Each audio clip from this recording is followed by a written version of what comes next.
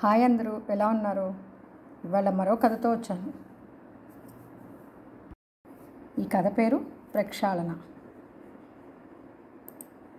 Aryababu phone చేశాడు. నాన్న, ఇవాళ మధ్యాహ్నం 2 గంటల బస్సుకి వస్తున్నాడట. బ్రేక్ఫాస్ట్ చేస్తుండగా అంకిత్ చెప్పిన విషయం వినగానే మనసులో చెప్పలేనంత అలజడి మొదలైంది.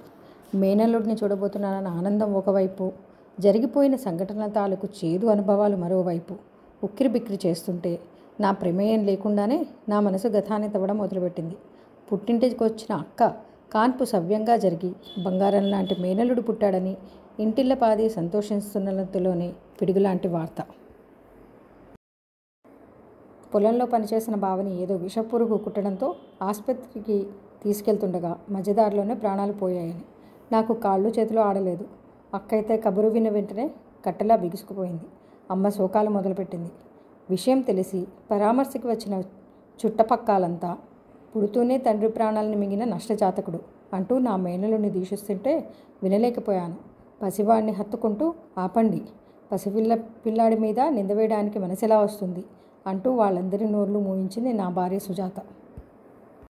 ఆ తర్వాత నాతో, మీరు వెళ్ళి ప్రయాణ ఏర్పాట్లు చూడండి అన్న సుజాత మాటలకు కర్తవ్యం తెలిసొచ్చి బయటకి కదిలాను. టాక్సీ మాట్లాడుకుని కుటుంబమంతా కలిసి బావ వాళ్ళ ఊరికి బయలుదేరాము. భర్త శవాన్ని చూసి గుమ్మంలోనే కుప్పకూలిపోయింది అక్క. తనతో పాటే అమ్మ కూడా. అది చూసి వయసులో చిన్నదైనా తనకి తానే పెద్దరికాన్ని ఆపాదించుకుని బాధ్యతనంతా నెత్తిన వేసుకుంది సుజాత. దహన సంస్కారాలు పూర్తయ్యాక అక్కని బావుని తీసుకుని తిరిగి వచ్చేసాము. బావ చనిపోయిన 6 మాసాలకి రామం ఒకమారు ఊరికి వెళ్ళి మీ బావగారి ఆస్తి వ్యవహారాలు చక్కదిద్దుకుని రావాలిరా. ఆస్తిలో మీ బావ వాటాని నీ మేనల్లుడి పేరున రిజిస్టర్ చేయించుకునిరా అని అమ్మ మాటలకి ఆశ్చర్యపోయా. అమ్మ, బావ వాళ్ళకి ఆస్తుపాస్తులు ఏమున్నాయని మనం వాటాలు పంపకాల గురించి మాట్లాడడానికి అన్న నా మాటలకి వెంటనే, అదేం మాటరా, ఇల్లు 2 ఎకరాల పొలము లేవు. మా అత్తయ్యకి ఆయన ఒక్కడే మగసంతు కాబట్టి ఆ ఇంటి వారసుడిగా ఆ ఆస్తి మొత్తానికి హక్కుదారు వీడేగా. మనం వెళ్ళి అడగకపోతే మా అత్తగారు ఆస్తంతా మా ఆడపడుచులకు దోచిపెట్టేస్తుంది అంది అక్క. అది చెప్పేది నిజమేరా. దాని ఆడపడుచులిద్దరూ ఉంటున్నది ఆ ఇంట్లోనే కాబట్టి మాయమాటలతో తల్లిని బుట్టలో వేసుకుని ఆస్తి కాజేయగలరు. ఆలస్యం చేయకుండా రేపు ఉదయాన్నే బయలుదేరు ఆర్డర్ వేసిందమ్మ. మరుసటి రోజే బావ వాళ్ళ ఊరికి ప్రయాణమయ్యాను. వాళ్ళ ఇంట్లో నన్ను సాదరంగా రిసీవ్ చేసుకున్నారు. అక్కడ కూర్చున్న 3 గంటల్లో నా మనసు ఆ కుటుంబ స్థితిగతుల్ని అంచనా వేస్తూనే ఉంది. పెచ్చులూడుతున్న గోడలు, పై పెంకుల మధ్య నుండి తొంగి చూస్తున్న మబ్బు తునకలు, వాటి గుండా కిందకి జారుతున్న వాన చినుకులు, ఇంకా ఆ అక్కచెల్లెళ్ళ చిరుగుల బట్టలు, ఇవన్నీ చూస్తుంటే నా చిన్నతనంలో బాలమిత్ర కథలో చదువుకున్న కుచేలుని దైన్యస్థితి కళ్ళెదుర నిలిచినట్టు అనిపించింది. ఉన్న ఆ 2 ఎకరాల్లో పండుతున్న కొద్దిపాటి పంట ఆ ఇంటికి జరుగుబాటుకి, ఇంకా మంచాన ఉన్న బావతల్లి వైద్యానికి అరకొరగా సరిపోతుందేమో. భోజనాల అనంతరం ఆ పెద్దావిడ కట్నం డబ్బులు పూర్తిగా ఇవ్వలేదని పెళ్ళైన ఏడాదిలోపే పెద్దలుడు నా కూతురిని పుట్టింటికి పంపించేస్తే 2 మాసాల్లో డబ్బులు సమకూర్చి అక్కని కాపురానికి పంపుతానమ్మా, నువ్వు నిశ్చింతగా ఉండు అంటూ నాకు ధైర్యం చెప్పిన మీ బావ తొందరపడి వెళ్ళిపోయాడు. 25 ఏళ్ళు నిండిన చిన్నదాన్నేమో కట్నం ఇవ్వలేమన్న కారణంతో పెళ్లి చేసుకునేందుకు ఎవరూ ముందుకు రావడం లేదు. నేను బ్రతుకుండగా దీని పెళ్లి చూస్తానో లేదో అంటూ కళ్ళనీళ్ళు పెట్టుకుంది. ఆ మాటలకి అధైర్యపడకండి, మీరు అనుకున్నవన్నీ తప్పకుండా జరుగుతాయి అంటూ ఓదార్చాను. బావ బాధ్యతలను పంచుకొని మాకు వాళ్ళ ఆస్తుల హక్కుల గురించి మాట్లాడే అర్హత లేదనిపించడంతో ఆ విషయం ఎత్తకుండానే సాయంత్రానికల్లా ఇంటికి వచ్చేసాను. ఒట్టి చేతులతో నేను అలా వెనక్కి వచ్చేయడానికి అమ్మకి అక్కకి బొత్తిగా నచ్చలేదు. సుజాత మాత్రం మంచి పని చేశారు. ఏ దిక్కు లేని ఆ కుటుంబాన్ని బాధ పెట్టడం మనకి శ్రేయస్కరం కాదు అంది. 2 ఏళ్ల తర్వాత మాకు బాబు పుట్టాడు. అంతదాకా బాబు అని పిలుస్తున్న నా మేనల్లుడికి ఆర్య అని, నా కొడుక్కి అంకిత్ అని నామకరణం చేసి ఇద్దరిని 2 కళ్ళలాగా చూసుకోగలిగాం. వాళ్ళిద్దరూ భావమర్దులే అయినప్పటికీ రావణ లక్ష్మణులాగా ఉండేవారు.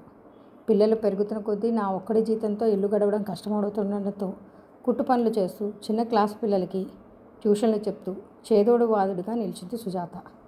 ఆర్య 10వ తరగతి ఫస్ట్ క్లాస్లో పాస్ అయ్యాడు.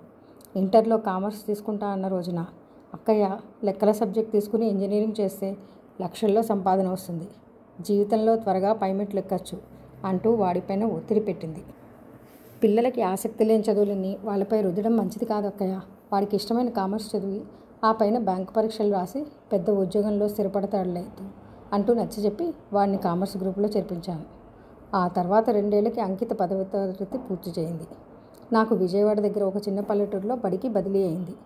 పిల్లల చదువులు, వాళ్ళ భవిష్యత్తు దృష్ట్యా కుటుంబాన్ని విజయవాడలోనే పెట్టి నేను ఒక్కడినే వెళ్ళాను. ఆర్యని డిగ్రీ కాలేజ్తో పాటు బ్యాంకు పరీక్ష కోచింగ్ సెంటర్లో చేర్చాను. అలాగే అంకిత్ని వాడి ఇష్ట ప్రకారం ఇంటర్ సైన్స్ గ్రూప్లో చేర్పించి ఎంసెట్ కోచింగ్లో పెట్టాను. 7.5 కాలం ఏ సమస్యలు లేకుండా గడిచిపోయింది. ఆ తర్వాత నేను తిరిగి విజయవాడకి బదిలీ చేయించుకునే ప్రయత్నాల్లో ఉండగా హఠాత్తుగా గుండెపోటుతో అమ్మ చనిపోవడం మా అందరికీ పెద్ద షాక్. దానికి మించిన దుర్వార్తని మరో 6 నెలల్లో వినాల్సి వస్తుందని ఏమాత్రం ఊహించలేదు. ఆ దుర్దినాన అల్మారా అంతా కింద మీద చూస్తున్న నన్ను చూసి దేనికోసమండి అంతలా వెతుకుతున్నారు అడిగింది సుజాత. అంకిత్ ఇంజనీరింగ్ అడ్మిషన్ ఫీజుకి డబ్బులు తక్కువ పడుతున్నాయి. అవసరాలకు ఎప్పుడు ఆదుకునే షావుకారు ఈ మారు పెద్ద మొత్తంలో వ్యవహారం కాబట్టి హామీ కింద ఇంటి దస్తావేజులు కావాలనుకుంటున్నాడు. వాటి కోసం వెతుకుతున్నాను అన్నాను. ఆ మధ్య ఎప్పుడో అత్తయ్య గారు వదిన గారు ఆ పత్రాలను తీసుకున్నారండి. మళ్ళీ ఎక్కడ పెట్టారో తెలియదు. ఉండండి వదిన గారిని అడుగుతాను అని సుజాత అంటుండగానే అక్కడికి వచ్చిన అక్కయ్య, ఏమిట్రా ఎన్నడూ లేనిది దేని గురించో ఒకటే హైరాణ పడుతున్నారు అంది. ఇంటి పత్రాల కోసం అక్కయ్య అని చెబుతుండగానే అవి నా పెట్టెలో భద్రంగానే ఉన్నాయిలే, వాటితో నీకేం పనిరా ఇప్పుడు? అక్కయ్య మాటలకి నా ప్రాణం లేచొచ్చింది. అమ్మయ్య, ఇంటి దస్తావేజులు ఎక్కడికి పోలేదన్నమాట. అవి కనపడిపోయేసరికి కంగారేసింది అక్క. నీ మేనల్లుడు ఇంజనీరింగ్ అడ్మిషన్ ఫీజు కోసం ఇంటిని షావుకారు వద్ద తాకట్టు పెట్టడం తప్ప లేదక్క అన్నాను. నా మాటలకి అక్కయ్య కళ్ళలో తారసపడిన కలవరపాటు నన్ను ఆశ్చర్యానికి గురిచేసింది. ఆ పైన కొద్దిసేపు అక్కయ్య ఏమీ మాట్లాడకపోవడంతో నాలో ఆందోళన పెరిగింది. ఆ తర్వాత మెల్లగా, అది కాదురా తమ్ముడు, అమ్మ చనిపోయే కొద్ది మాసాల ముందు ఆ ఇంటిని నీ మేనల్లుడి పేరున రాసింది. తండ్రి లేని పిల్లాడికి ఏ క్షణాన్ని ఏ అవసరం వస్తుందోనని జాగ్రత్తతో అమ్మ అలా చేసిందిరా అన్న అక్కయ్య మాటలకి నేను సుజాత దిగ్భ్రాంతి చెందాము. అమ్మ అలా చేసిందా? ముందుగా నాతో ఒక్క మాటైనా చెప్పకుండా, నా మాట పూర్తి కాకుండా ఏమోరా అవన్నీ నాకు తెలియదు అనేసి అక్కయ్య వడివడిగా తన గదిలోకి వెళ్ళిపోతుంటే నేను సుజాత చేష్టలుడికిపోయాము. ఇద్దరి మనసులో అగ్నిపర్వతాలు బద్దలుసాగాయి. నా మేనల్లుడిని నా కొడుకుతో సమానంగానే కదా చూశాను. వాడికి తండ్రి లేని లోటు రానిచ్చానా? నేను కానీ సుజాత కానీ ఎప్పుడైనా అక్కని ఆర్యని పరాయి వాళ్ళగా చూసామా? నా జీతమంతా ఈ కుటుంబం కోసం, పిల్లల చదువుల కోసమే కదా వెచ్చించాను. అమ్మకి ఇవన్నీ తెలియవా? పోనీ అమ్మకి ఆలోచన లేకపోయిందనుకున్నా అక్కయినా అమ్మని వారించి ఉండాల్సింది కదా. సర్లే, జరిగిందేదో జరిగిందనుకుని సర్ది చెప్తామనుకున్నా. కనీసం ఇప్పుడైనా ఇంటి పత్రాలు తెచ్చిచ్చి ఇల్లు ఎవరి పేరున ఉంటే ఏమిట్రా, వెళ్ళి కుదువ పెట్టి డబ్బులు తీసుకుని అనాలి కదా అక్కయ్య. మరి ఇదేమిటి అలా వెళ్ళిపోయింది? మనసంతా భారమవగా నిస్సత్తుగా మంచంపై కూర్చునిపోయాను. నాకే ఇంత బాధగా ఉంటే మెట్టినింట్లో అందరూ నా వాళ్లే అనుకుంటున్నా నిస్వార్థంగా అందరితో కలిసిపోయిన సుజాతకు ఇంకెంత బాధగా ఉందో. ఆ ఆలోచనలతో గబాల్నా తలెత్తగా కళ్ళ నీళ్లతో కనిపించిన సుజాతను చూసి చలించిపోయాను. లేచి తన భుజం చుట్టూ చేతులు వేసి మంచంపై కూర్చోబెట్టాను. బెంగ పెట్టుకోవద్దు సుజా, నా పీఎఫ్లో కొంత డబ్బు ఉంది. అలాగే నా స్నేహితుడు మూర్తిని అడిగితే తప్పకుండా సాయం చేస్తాడు.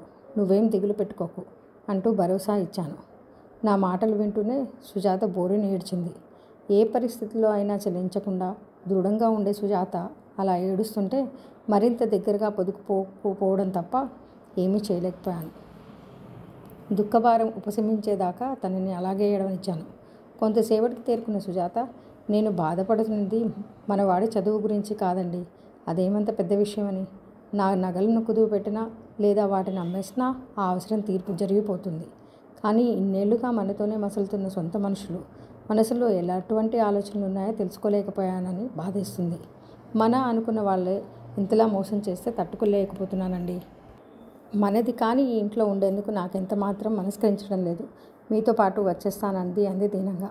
అలాగే సుజా, ఇంజనీరింగ్ అడ్మిషన్ పూర్తి చేసి వాడిని హాస్టల్లో చేర్పించిన తర్వాత మన ఇద్దరం కలిసి ఊరు వెళ్ళిపోదాం. కాకపోతే నాదొక్క విన్నపం, ఈ విషయాలను పిల్లల్ని చెవిన వేసి నిష్కల్మషమైన వారి మనసుల్ని పాడు చేయొద్దు. దీన్ని ఇక్కడితోనే మర్చిపోదాం ప్లీజ్ అన్నాను తన 2 చేతులు పట్టుకుని. సరే అన్నట్టుగా తల ఊపింది సుజాత. ఆ తర్వాత అక్కకి నాకు మధ్య మాటలు రాకపోకలు ఆగిపోయాయి. పిల్లలు మాత్రం ఎప్పట్లానే ఫోన్లో మాట్లాడుకుంటున్నారు. మళ్ళీ ఇన్నేళ్లకి ఈ ఇంట్లో అడుగు పెడుతున్న ఆర్యను చూసేందుకు నా మనసు ఊవిళ్ళుతుంది. మావయ్య అంటూ పాదాలను తాకి ఆర్య కరస్పర్శలకి ఆలోచన నుండి బయటకు వచ్చి వాడిని ఆప్యాయంగా దగ్గర తీసుకున్నాను. ఇన్నాళ్ళకి మావయ్యను చూడాలనిపించేదంటరా అన్నాను కళ్ళు చెమ్మగిలుతుండగా. అదేం మాట మావయ్య, ఎన్నోసార్లు నీ దగ్గరికి పరుగుట్టుకుని వచ్చేయాలనిపించేది, కానీ ఉద్యోగం తెచ్చుకునేదాకా నీ దగ్గరికి రావద్దని నువ్వు షరతు విధించావని అమ్మ గట్టిగా చెప్పింది. అందుకే నీ మాట దాటకూడదని చెప్పి ఇంతదాకా ఆగాను. బ్యాంకులో ప్రొబేషనరీ ఆఫీసర్ పోస్టుకి నేను సెలెక్ట్ అయినట్టుగా తెలియగానే ఆ మాట నీకే చెప్పాలని వచ్చేసాను మావయ్య. మరో నెలలో ట్రైనింగ్కి వెళ్ళాలి అంటూ నా నోట్లో మైసూరు పాకు కుక్కాడు ఆర్య. అదే ఊపిలో వంటింట్లోకి వెళ్ళి అత్తయ్య అంటూ సుజాతను 2 చేతులతో చుట్టేశాడు. వాడి పట్ల సుజాతది మాతృవాత్సల్యమే కాబట్టి జరిగినవన్నీ మర్చిపోయి వాడిని దగ్గర తీసుకుంది. ట్రైనింగ్ పూర్తయ్యాక పోస్టింగ్ విజయవాడలోనే ఇస్తారనుకుంటా. అప్పటికి మావయ్య కూడా విజయవాడకి బదిలీ అయిపోతే మళ్ళీ అందరం మునుపట్లాగా ఒకే చోట ఉండొచ్చు కదా అత్తయ్య. కల్లా కపటం లేని వాడి మాటలకి మా కడుపు నిండిపోయింది. ఆ వేళ భోజనంలో అన్నీ తనకిష్టమైన అదరులే ఉండడంతో చూసి అత్త, ఈ రుచి ఇంకెక్కడా దొరకదు అంటూ ఆవురావురమని ఆరగించాడు. ఆ తర్వాత అంకిత్తో కలిసి ఊరు చూసేందుకు వెళ్తూ, మావయ్య ఇది మీకు ఇవ్వమని అమ్మ ఇచ్చింది అంటూ ఒక పెద్ద ప్లాస్టిక్ కవర్ని నా చేతిలో పెట్టాడు. నేను సుజాత ఆశ్చర్యంతో ముఖముఖాలు చూసుకున్నాము. తెరిచి చూస్తే అందులో సీల్ చేసిన పెద్ద ఎన్వలప్, ఒక ఉత్తరం కనిపించాయి. ముందుగా ఉత్తరం చూసి చదవడం మొదలుపెట్టాను. తమ్ముడు, ఎన్నడూ లేనిది అక్క నుంచి ఉత్తరం ఏమిటా అని ఆశ్చర్యపోతున్నావు కదూ. నీ ఎదుట నిలబడి మాట్లాడేందుకు ముఖం చెల్లకే ఈ లేఖ. తండ్రి లేని ఆర్యని భవిష్యత్తులో ఏదైనా లోటు జరుగుతుందేమోనన్న అర్థం లేని శంకతో, అంతకు మించిన ధనాశతో అమ్మనే ప్రేరేపించి చేయకూడని తప్పే చేశాను. బావ చనిపోయిన నాటి నుండి నన్ను నీ మేనలుణ్ణి ఇంట్లో పెట్టుకుని సొంత తల్లిదండ్రులు ఆదరించిన నీకు సుజాతకు ఆజన్మాంతం రుణపడి ఉండవలసి పోయి విశ్వాసహీనంగా ప్రవర్తించాను. ఆ పాపమే ఈనాడు నన్ను క్యాన్సర్ రూపంలో దహించేస్తుంది. క్యాన్సర్ అన్న మాట చదువుతూనే కొయ్యబారిపోయాను. అది చూసి సుజాత గబాల నా చేతులను ఉత్తరం లాక్కొని పైకి చదివింది. నమ్మక ద్రోహం చేసిన నన్ను తోబుట్టునేవి కదా అని మంచి మనసుతో నువ్వు క్షమించేసినా పైనున్న ఆ భగవంతుడు శిక్షించక మానడుగా. బ్లడ్ క్యాన్సర్తో నాకు ఆ భగవంతుడు సరైన శిక్షే విధించాడు.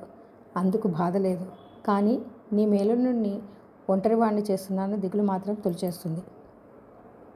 ఇన్నాళ్ళు తండ్రి లేని లోటు తెలియకుండా పెంచిన నువ్వు సుజాత ఇకపై వాడికి తల్లి లేని లోటు తీరుస్తారని ఈ జీవితానికి మిగిలిన ఊరట. ఈ ఉత్తరంతో పాటు మరో కవర్లో నీ పేరున మార్పించిన ఇంటి దస్తావేజులున్నాయి. ఈ చివరి క్షణంలోనైనా నా తప్పుని సరిదిద్దుకునే అవకాశాన్ని ఇచ్చిన ఆ భగవంతునికి సదా కృతజ్ఞురాల్ని. చిన్న కోరిక తమ్ముడు, నా చివరి రోజుల్లో మీ సమక్షంలో సంతోషంగా గడపాలనుందిరా. నా తప్పుల్ని మన్నించి నన్ను ఆదరిస్తారన్న కొండంత నమ్మకంతో నీ మేనల్లుడి వెనకాలే మరో బస్సు పట్టుకుని బయలుదేరుతున్నాను. కానీ మీకు నా మొహాన్ని చూపించే ధైర్యం చాలక మన కులదైవమైన వేణుగోపాలస్వామి కోవిలకి వెళుతున్నాను.